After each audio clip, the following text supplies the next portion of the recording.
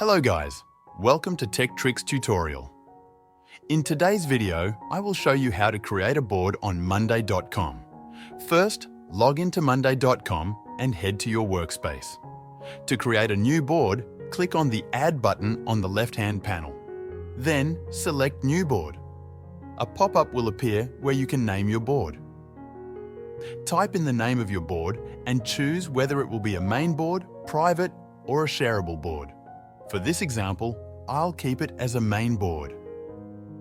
After naming your board, click on the Create Board button. Now, your new board is created and you will see it on your screen. It comes with a default structure, but you can customize it to fit your needs. To start, you can add new groups by clicking on the Add New Group button. You can also rename existing groups by clicking on the group name and typing in the new name. Next, let's add columns to the board. Click on the Add Column button on the right side of your table. Monday.com offers different types of columns like text, status, date, and many more. Let's add a status column to track the progress of our tasks. Select Status from the column options and the new column will appear on the board.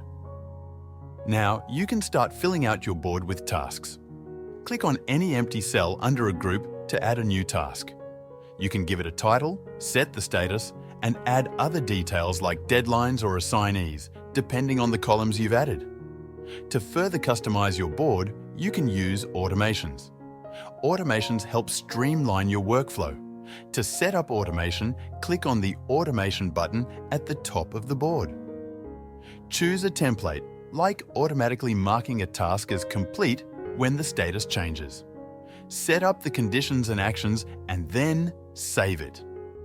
Once your board is all set up, you can view it in different ways, such as a Kanban board or a Gantt chart. And that's how you create a board on Monday.com.